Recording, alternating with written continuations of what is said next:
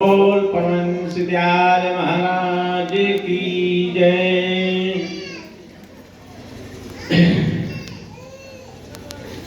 आज के सत्संग में जो भी लोग उपस्थित हुए हैं या बाहर बैठे हुए हैं या हमारे सत्संग की जहाँ तक आवाज पहुँच रही है, मैं सभी को अभिनंदन करता हूँ और आशा करता हूँ ऐसे ही सत्संग में आप लोग आते रहें। पर ये भिंड जिले की एक सबसे बड़ी तहसील लाहौर, इसमें हम लोग सुनते थे कि यहाँ बड़े धार्मिक लोग रहते हैं। वास्तव में ये बात सही निकली कि यहाँ मतलब इस थोड़ी सी जगह में ना बैठ सके तो बाहर से सुन रहे हैं, तो आप लोगों के धार्मिक विचार तो हैं, ऐसा अपने को समझ में आ रहा है। पर धार्मिक विचार तो हैं, लेकिन थोड़ा अपन को धर्म को भी जानना चाहिए। अभी हमारे विद्वानों ने और हमारे बाहर से संत जो भी आए हैं, उन्होंने सभी ने ईश्वर के बारे में आपको बताया, गुरु के बारे में बताया, ईश्वर के बारे में बताया। और ये अपना जीवन का उद्देश्य भी यही है। अपन ने जो जन्म लिया है इस संसार में, जो परमात्मा ने अपन को जो मानव जन्म दिया है, जी किस लिए दिया है, उसका उद्देश्य जो है ना, हमारा आपका सभी का यही उद्देश्य है। इसी उद्देश्य के बारे में हमारे इन संतों ने बताया। अब आप लोग कितना समझे हो, ये आपका विषय है। हमारे समाज महान पुरुषों ने, विद्वानों ने जो चौपाई अधिकांश वो लोग सभी जानते हैं और पढ़ते चले आ रहे हैं, पर इसका वास्तव में अपन को इसका गहराई से इसका अर्थ निकालना चाहिए। बोले सब कहते हैं कि बड़े भाग मानस तन पावा, सुर दुर्लभ सब ग्रंथन गावा। हमें ये मानव का शरीर बड़े भाग से मिला, ये मानव का शरीर बड़े भाग से मिला है, ऐसा तुलसीदास जी का सभी लोग पढ़ते चले आ रहे हैं।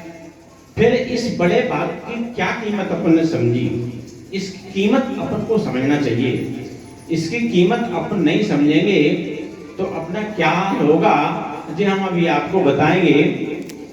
जैसे हमें तुलसीदास ने कहा, सुर दुर्लभ शब ग्रंथ ने गावा, यानी देवता लोग इसके लिए तरसते हैं और उसी की अपन याचना करते हैं।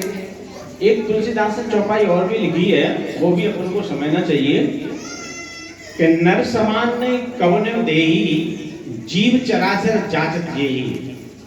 ये मानव शरीर जो है, इस मानव शरीर की जो देह है, ये किसी के बराबर नहीं। इस देह के बराबर दूसरी कोई भी देह नहीं है।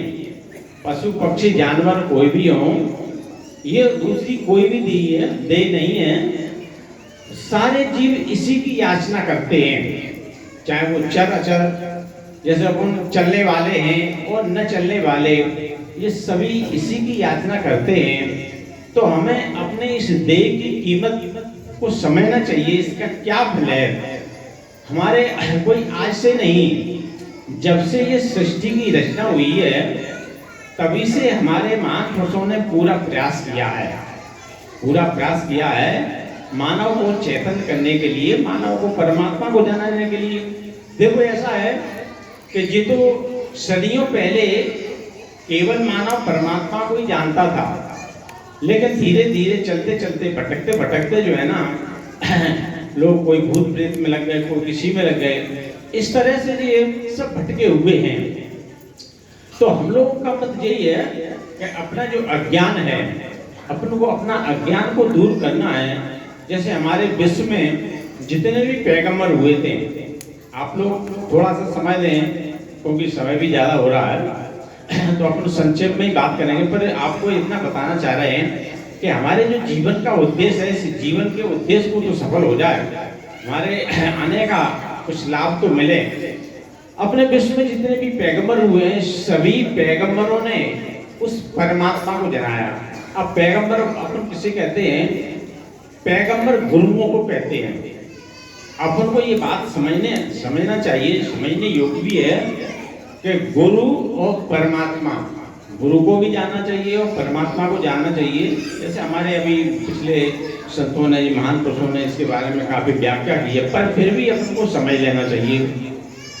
गुरु और परमात्मा दोनों अलग अलग होते हैं, दोनों अलग अलग हैं। इसका क्या कार्य है ये भी समझना चाहिए, और हमारा उद्देश्य क्या है वो भी जानना चाहिए, उद्देश्य पर कैसे पहुंचा जाए वो भी जानना चाहिए। वैसे अभी महापुरुषों ने काफी कुछ बता दिया है, फिर भी अपन बता रहे हैं। जैसे अपने विश्व में जो पैगंबर हुए थे, सभी पैगंबरों ने उस परमात्मा को जनाया है। जो भी विश्व में जितने पैगंबर हुए हैं, जैसे सबसे पहले कौन पैगंबर हुए हैं? ब्रह्मा विष्णु महेश। भाई जब सृष्टि की रचना हुई थी, रचना के समय अपन ऐसे मान के चलो, थोड़ा सा ज्यादा बात न बढ़ाते हुए इतना अपन मान के चलते हैं, जब सबसे पहले रचना हुई थी उसमें 18 पुरुषों का निर्माण हुआ था। 18 पुरुषों को केवल परमात्मा ने अपने रूप से बनाया था, ऐसा अनुराग सागर में वृत्तांत लिखा भी है।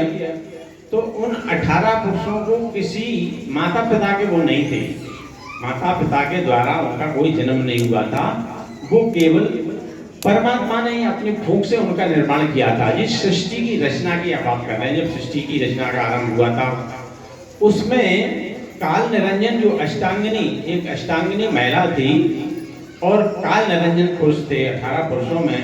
तो अष्टांगिनी और जो काल निरंजन थे उन दोनों से जो है ना जी 4 संतानें पैदा हुई, ब्रह्मा विष्णु महेश और गायत्री। ये उनके माता पिता। अब जैसे बहुत से लोगों को नहीं पता होगा, बहुत से लोग तो ये कहते थे कि भाई ये शंकर जी इनका कोई पिता नहीं, शंकर जी ईश्वर हैं और ब्रह्मा विष्णु महेश। तो ये यही तो जानना है आपको। जो परमात्मा होता है, परमात्मा का कोई शरीर नहीं होता। जैसे हमारे अभी महापुरुषों ने आपको बताया कि परमात्मा का कोई शरीर नहीं है, परमात्मा को इन आंखों से देखा नहीं जा सकता, परमात्मा को तो केवल अंतर्दृष्टि से देखा जा सकता है। जैसे हम अभी आपको बताएंगे आगे थोड़ा सा उन पैगंबर के बारे में बता दें, गुरुओं के बारे में बता दें। जो ये कौन थे? ब्रह्मा विष्णु महेश। सतयुग में कौन हुए? ब्रह्मा विष्णु महेश। इन्होंने ज्ञान का प्रचार प्रसार आरंभ किया था। सबसे पहले सभी लोग पढ़ते हैं ये श्लोक को पढ़ते हैं कि गुरु ब्रह्मा गुरु विष्णु गुरु देव महेश्वरा। ये अपन श्लोक पढ़ा क्यों पढ़ते हैं? क्योंकि सबसे पहले ज्ञान का प्रचार प्रसार इन्हीं के द्वारा आरंभ हुआ था, इसलिए अपन सबसे पहले इनका स्मरण करते हैं। सतयुग में मतलब ये हुए, त्रेता में भगवान राम हुए, राम वशिष्ठ विश्वामित्र शतानंद दुर्वासा। जिस त्रेता में जो है ना समय के सदगुरु, तत्कालीन समय के सदगुरु। अब तत्कालीन के बारे में आप लोग बहुत से लोग पढ़े लिखे तो जानते होंगे, लेकिन बहुत से लोग नहीं जानते हैं। तत्कालीन समय शब्द का मतलब होता है उस समय के। जैसे तत्कालीन समय के राम गुरु थे, तो यानी त्रेता युग के राम गुरु थे, तत्कालीन माने उस समय के। तो ये तत्कालीन समय के राम वशिष्ठ विश्वामित्र जी किसके? त्रेता युग के थे। और द्वापर के कृष्ण शक्ति के पुत्र पाराशर व्यास जी सुखदेव जी, ये द्वापर के गुरु थे, समय के सदगुरु थे। और कलियुग में सबसे पहले शंकराचार्य, गौंडाचार्य, गोविंदाचार्य, शंकराचार्य, 3 महापुरुष भी सबसे पहले कलियुग, जब कलियुग शुरू हुआ उसके पहले हम आपको बता रहे हैं।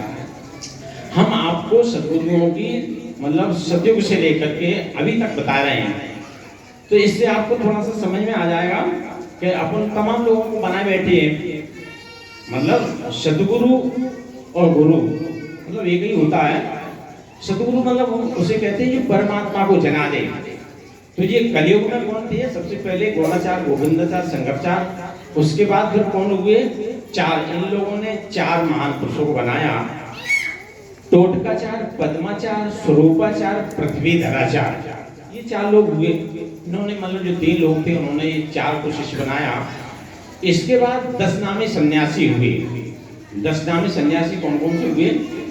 वन अरण्य तीर्थ आश्रम गिरिपुरी भारती सरस्वती, ये 10 नामी सन्यासी हुए। ये परमात्मा को जनाने वाले ही थे।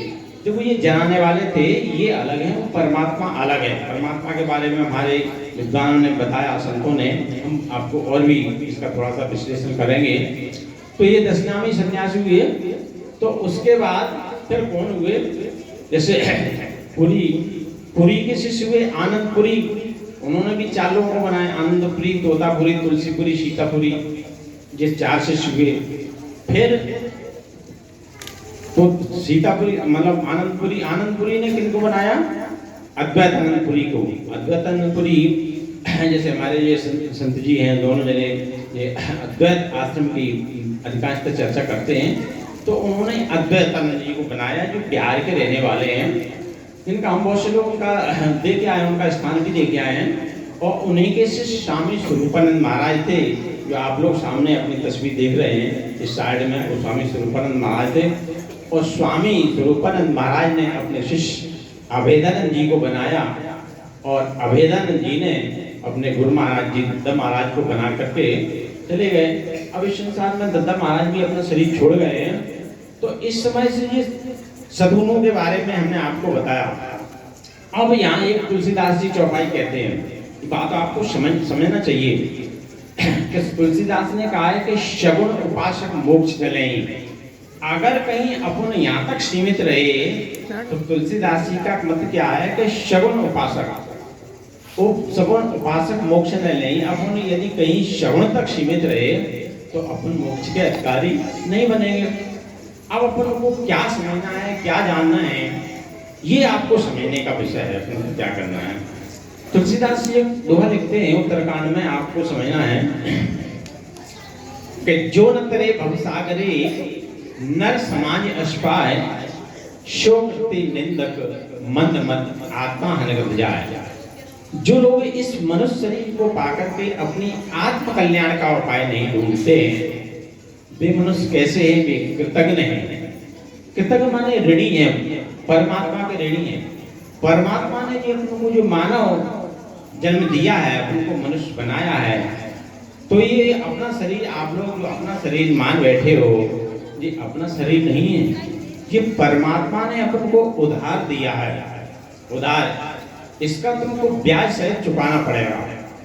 आप परमात्मा के ऋणी हैं। आप सुख प्रति निंदक, यदि ऐसा अपन नहीं करते हैं तो अपन निंदा करने योग्य। मंद मत माने अपन मूर्ख हैं और आत्महत्यारे हैं। तो अपनी आत्महत्या से बचने के लिए अपन को परमात्मा को जानना चाहिए। अब परमात्मा को कैसे जाना जाए, बस यही प्रश्न है। अपन सभी लोग परमात्मा से भटके हुए हैं। हमारे संत जी ने काफी ईश्वर के बारे में आपको जनाने की चेष्टा की कि आप जो है ना कैसे हो, किसी तरह ईश्वर को जान लो। और थोड़ा सा हम अपनी थोड़ा सरल भाषा में आपको बताएंगे, आपको जिससे थोड़ा समझ में आ जाए। तो भाई अपना उद्देश्य तो ईश्वर को ही जानने का है। ईश्वर जो है ना, ईश्वर क्या है? अपन इस अंधकार में भटके हुए हैं। जैसे हमने अभी एक सदगुरु के बारे में बताया था कि तोतापुरी, एक तोतापुरी संत थे। तोतापुरी के शिष्य कौन थे? रामकृष्ण परमहंस। थोड़ा सा एक छोटा सा उदाहरण जिससे आपको थोड़ा सा समझ में आ जाए। तो जो रामकृष्ण परमहंस थे, रामकृष्ण परमहंस को पूरे शरीर में फोड़ हो गया था। मतलब उस समय उन्होंने ये दीक्षा नहीं ली थी तोतापुरी से। ये उस समय की घटना है। आपको थोड़ा सा समझ में आया? बैठे रहो शांत से, तो आपको ये समझ में आ जाएगा। वास्तविक चीज को समझाना चाह रहे हैं। किसी जो रामकृष्ण परमहंस थे, तो उनके शरीर में पूरा कोड़ हो गया था। तो वो क्या, वो देवी के उपासक थे। जैसे अपोलो की देवी, सभी लोग, जैसे हमारे अभी पिछले विद्वान ने एक श्लोक पढ़ा था, आपने ध्यान दिया होगा। भागवत का श्लोक है कि नाना शास्त्रे पठन लोके नाना देव पूजनम, आत्मज्ञान विनहे पाद सर्व कर्म निरर्थकम। देखो जी, श्लोक बड़ा सरल है, पर इसका अर्थ करना और इस पर थोड़ा चलना, तब ये चीज समझ में आएगा। अपन केवल हमने कह दिया, आपने सुन लिया, तो कोई मतलब नहीं निकलेगा। जब तक उसका अपन प्रैक्टिकल नहीं करेंगे, तब तक वो चीज अपन को समझ में नहीं आएगी, पढ़ने नहीं पड़ेगी। तो इसका क्या अर्थ है कि नाना शास्त्रे पठन लोगे, माने नाना शास्त्रों का पठन पाठन।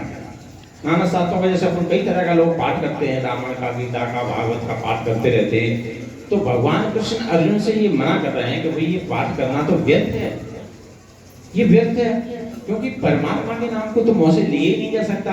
उधर तुलसीदास जी भी कह रहे हैं बालकांड में कि नाम रूप द्वय ईश उपाधि अकथ अनादि सुशामी शादी। ये ईश्वर का नाम तो अकथ है, ये ईश्वर के दो रूप हैं, नाम रूप, मतलब ईश्वर तो केवल दो ही हैं।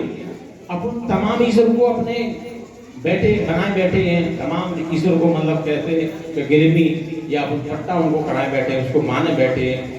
जबकि हमारे तुलसीदास जी केवल दो ईश्वर की व्याख्या कर रहे हैं कि नाम रूप द्वय ईश उपाधि और अकथ अनाद सुशामी शादी। यानी ईश्वर दो है, एक नाम रूपी ईश्वर होता है, एक रूप रूपी ईश्वर होता है। परमात्मा का जो नाम है, परमात्मा के नाम को तो अपन मुंह से कह ही नहीं सकते हैं, फिर तो पाठ किसका करोगे? जब परमात्मा के नाम को इस मुंह से नहीं कहा जा सकता तो तुम कैसे उसको जाप करोगे? परमात्मा का नाम कैसे है बताएंगे। परमात्मा का नाम परावाणी में है। अपने अंदर चार वाणियां होती हैं, आप लोगों को पता हो या ना हो, नहीं हो तो जान लो। अपने अंदर कितनी चार वाणियां हैं? चार वाणियां वे कौन कौन सी हैं? बैकरी, पश्चंती, मध्यमा और परा। ये चार प्रकार की वाणियां हैं। ये चार प्रकार की वाणियां में तीन वाणियों से परमात्मा का नाम नहीं लिया जा सकता। चौथी वाणी को आपको जानना हो तो आप परमात्मा का नाम ले सकते हैं। बैकरी वाणी, अच्छा बैकरी वाणी के बारे में क्या? बैकरी वाणी हम जो बोल रहे हैं, आप लोग भी बोल रहे हो, बोलते बातचीत करते हो, बैकरी, इसको बैकरी कहते हैं। इससे ईश्वर का नाम नहीं लिया जा सकता। खूब राम राम कहो या कुछ भी कहो, राम राम कह, जैसे कबीर साहब कहते हैं कर में तो माला फिरे, जीव फिरे बुकमाए और मनुआ तो उतर फिरे, है तो सुमरन ना। मतलब इसी माला फिरने से तो कबीर साहब मना कर रहे हैं, तुलसीदास जी मना कर रहे हैं, फिर अपन कैसे कर सकते ईश्वर का भजन?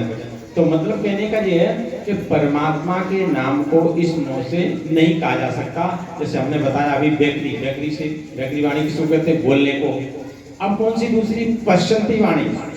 पश्चंती वाणी से अपने अंदर कुछ न कुछ विचार बनते हैं, इसको पश्चंती कहते हैं। जैसे आप लोग मौन बैठे हुए, आपके अंदर कुछ न कुछ विचार बन रहे हो, सोच रहे हो कि जल्दी सत्संग समाप्त हो जाए तो घर जाना है, किसी को कहीं आना, तमाम तरह के विचार बन रहे हैं, तो इसको पश्चंती कहते हैं। पश्चंती वाणी ये भी वाणी है, इससे विचार बनते हैं, लेकिन परमात्मा का नाम इससे भी नहीं लिया जा सकता।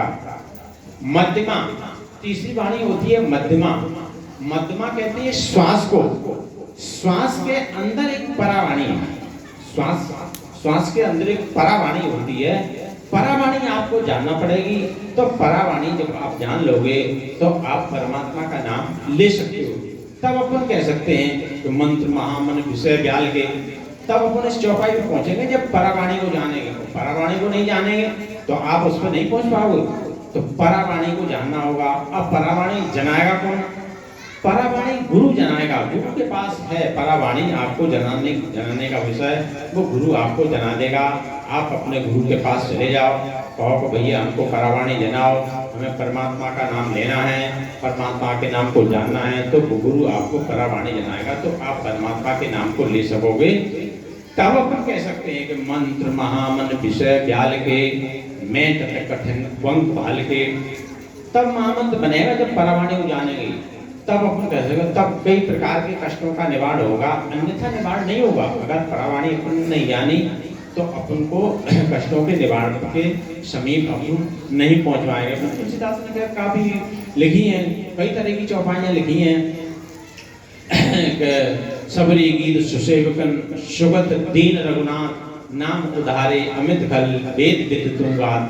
यानी सबरी और गीत को काव्य सेवकों को भगवान राम ने यही सुगत नाम दिया था परावाणी द्वारा।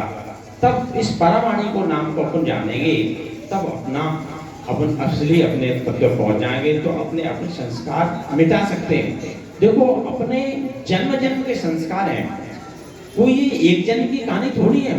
अपन पिछले लाखों जन्म से आए हैं। हमारे संतों ने आत्मा के बारे में बताया, ये आत्मा वास्तव में अमर है। ये आत्मा सतयुग में भी थी, अभी भी है, भविष्य में भी रहेगी। आत्मा कभी मरती नहीं है।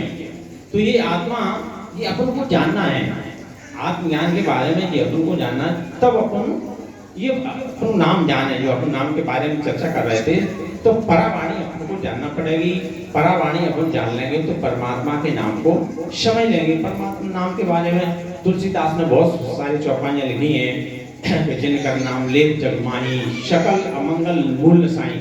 माने कितनी बड़ी बात कह दी है कि जिनका नाम ले जग माही, आप इनका नाम लेने से सारे अमंगल आपके नष्ट हो जाएंगे जड़ समेत।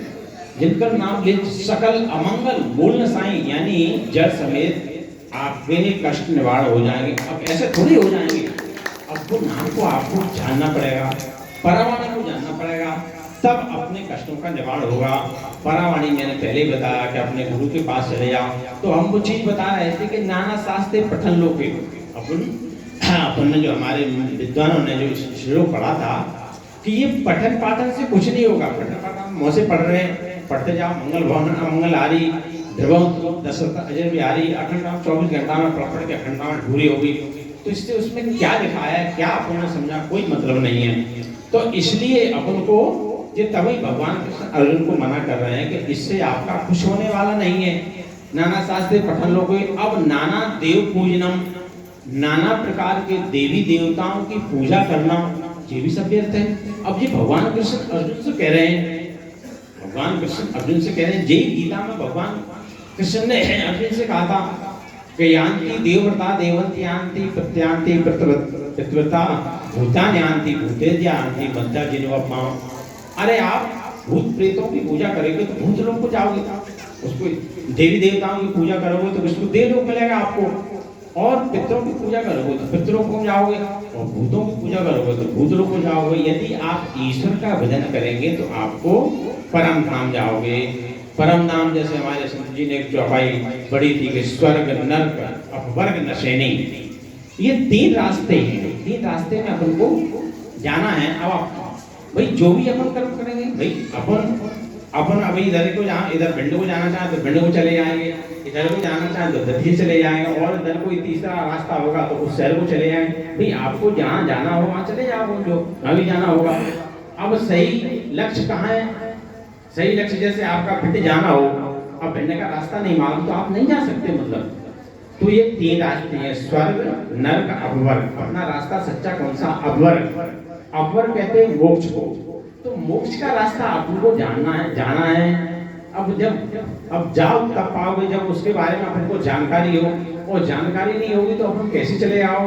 नहीं जा सकते। तो ये अपन जो बता रहे थे कि भूत प्रेत के बारे में संत जो है ना रामकृष्ण परमहंस का उदाहरण दे रहे थे, ये आपको समझ में आया है। ये हमारे जैसे भगवान कृष्ण अर्जुन को मना कर रहे थे ना कि ये सही नहीं है भूत प्रेतों की पूजा करना, बता दिया। एक जगह नहीं, कई जगह बताया।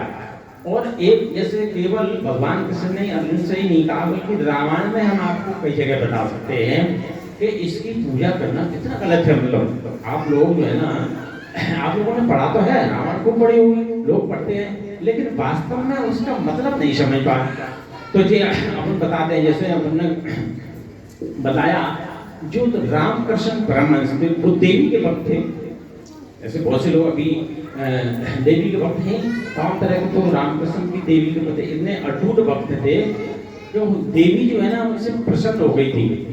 देवी प्रसन्न हो गई थी तो उनके पूरे शरीर में ये कोढ़ निकल रहा था।